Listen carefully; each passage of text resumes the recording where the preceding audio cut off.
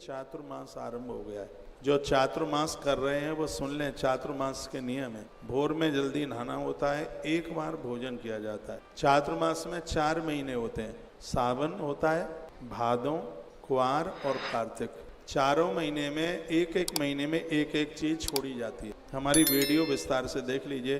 सावन के महीने में हरी सब्जियां छोड़ी जाती हैं पूरी, जितने भी पत्ती वाली सब्जियां, भिंडी से लेके कद्दू, तोरई, लौकी, घिया, ये सब छोड़ा जाता है।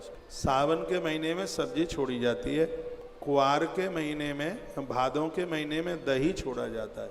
कुआर के महीने में दूध छोड़ा जाता है और कार्तिक के महीने में हर प्रकार की दाल छोड़ी जाती है। ठीक है, ये छोड़ा जाता है। काला और नीला कपड़ा छोड़ा जाता है। पूजा में तो ये निषेध है बिल्कुल, ये आपके पुण्यों को और चौपट कर देंगे। इसलिए कृष्ण जन्म में ये काला नीला पहन के मत आइएगा, ठीक है। पीला पहन आना, लाल पहन के आना, काला नीला नहीं, ये नहीं, ये ठीक नहीं, ये हमारे पुण्यों को छीण करता है। आप चातुर्मास कर रहे हैं, धरती में सोइए, पलाश के पत्तों पर भोजन कीजिए, दूसरे के घर का मत खाइए। गूगल प्रत्येक दिन जलाइए, घर में बाजार से मंगा लेना, गूगल हर प्रत्येक दिन आप जलाइए।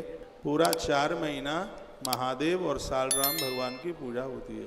इन 4 महीने में गुरु मंत्र को जपा जाता है। इस 4 महीने में गुरु दीक्षा लेने की बड़ी महिमा है, पुण्य सदकर्म करने की बड़ी महिमा है। ये 4 महीने में गृह प्रवेश नहीं होता, बच्चों की शादियां नहीं होती, इन 4 महीनों में जनेऊ नहीं होता, यज्ञोविध संस्कार नहीं होता। बच्चों के संबंध तो पक्के कर लिए जाते हैं, लेकिन शादियां नहीं होती। इसमें भूमि पूजन तो हो जाता है 4 महीने में, लेकिन गृह प्रवेश नहीं होता।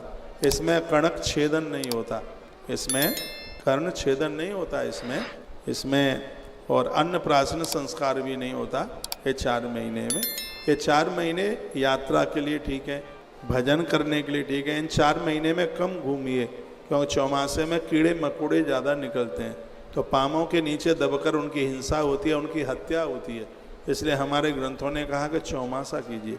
ऐसी हमारी सनातन संस्कृति है, जहाँ कीड़े मकोड़े भी मर जाएं तो 4 महीना उसका हम लोग प्रायश्चित करते हैं। कहते हैं जिन्होंने चातुर्मास कर लिया है, जिन्होंने अपने जीवन में चौमासा किया है, उसे अनंत गुना अपनी तपस्या साधना का फल प्राप्त हो जाता है। इन महीनों में कम खाया जाता है, ये बड़े नियम के साथ में ज़मीन में ही सोया जाता है। इसमें लोग बड़े संयमित रहते हैं। 4 महीना एक ही बार प्रसाद लेते हैं, लहसुन प्याज तक का परहेज हो जाता है। इसमें लड़ाई झगड़े बंद हो जाते हैं, पति और पत्नी बड़े संयमित जीवन से जीवन जीते हैं। ये 4 महीना इतने अद्भुत हैं। जिनको ये 4 महीना सिद्ध हो गया, चातुर्मास कर लिया, परमात्मा तो उनके ऊपर बहुत कृपालु हो जाता है।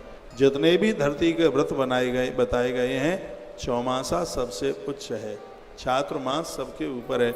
जो भी प्रसाद आप लेते हैं, इसमें मिट्टी के बर्तनों का प्रयोग किया जाता है। पलाश की पत्तल, स्वयं ब्रह्मा जी ही पलाश बने।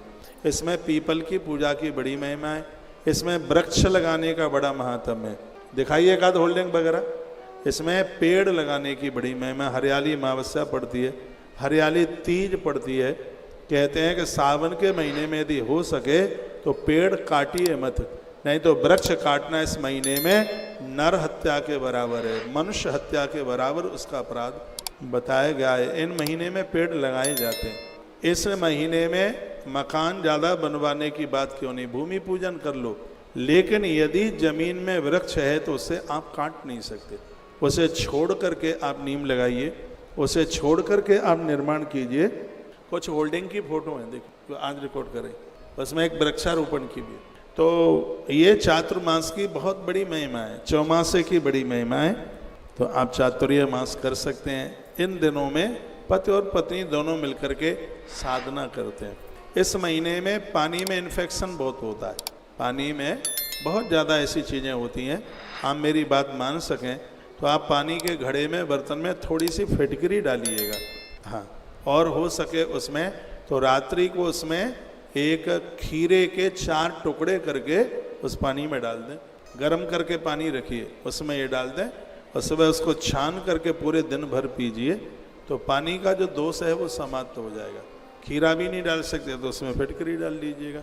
ये भी कुछ नहीं डाल सकते तो उसमें थोड़ा चूना डाल दीजिए। उसमें एक गेहूं के बराबर, 1 लीटर पानी में गेहूं के बराबर आप डाल दीजिए।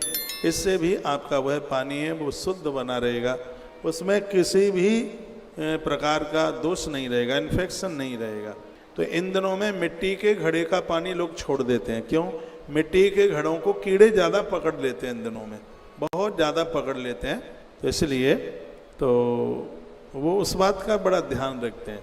पानी को इसमें गर्म थोड़ा करके लेते हैं तो बहुत ज़्यादा फायदेमंद है। चातुर्मास आप कर सकते हैं। तो चौमासा दो प्रकार से होता है, एक तो लोग एकादशी से करते हैं ये चौमासा, और कुछ लोग इसको पूर्णमास से करते हैं।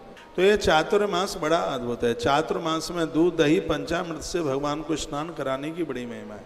चातुर्मास में तेल के द्वारा महादेव के अभिषेक करने की बड़ी महिमा है। और इस चातुर्मास में भगवान महादेव के ऊपर 1 लाख बेल पत्र चढ़ाने की भारी महिमा है। इस चातुर्मास में 1 लाख बत्ती भगवान के लिए जलाने की बड़ी महिमा है। इस चातुर्मास में 1 लाख गेहूं भगवान के ऊपर चढ़ाने की महिमा है। इससे वंश वृद्धि नहीं रुकती। शंकर जी के ऊपर सभी परिवार के लोग 1 लाख गेहूं के दाने, ये नहीं मुट्ठी भर भर के चढ़ा दें, एक एक दाना ओम नमः शिवाय का जप करके चढ़ाया जाता है। घर के कलह को दूर करने के लिए मूंग चढ़ाई जाती है। घर की वृद्धि के लिए, संपन्नता के लिए चावल चढ़ाए जाते हैं, तिल चढ़ाए जाते हैं भगवान भोलेनाथ के ऊपर। तो भगवान शंकर का ये महीना है, सावन का महीना। बेल पत्र चढ़ाने की भी विधि भी मैं आपको निवेदन करूंगा। 1 लाख बेल पत्र तो आपने चढ़ा दिए, फिर उसके बाद में क्या करना है? तो ये ऐसा भविष्य पुराण में वर्णन है कि शंकर जी के ऊपर आपने 1 लाख बेल पत्र और भगवान सालराम के ऊपर आपने 1 लाख तुलसी चढ़ाई है, तो उसके बाद में भी आपको कुछ करना है। यदि अभी बता दूंगा फिर आप हमारी वीडियो नहीं सुनेंगे, इसलिए आप वीडियो में इसको सुनिए। 5-7 मिनट की वीडियो होगी, उसमें पूरा समाज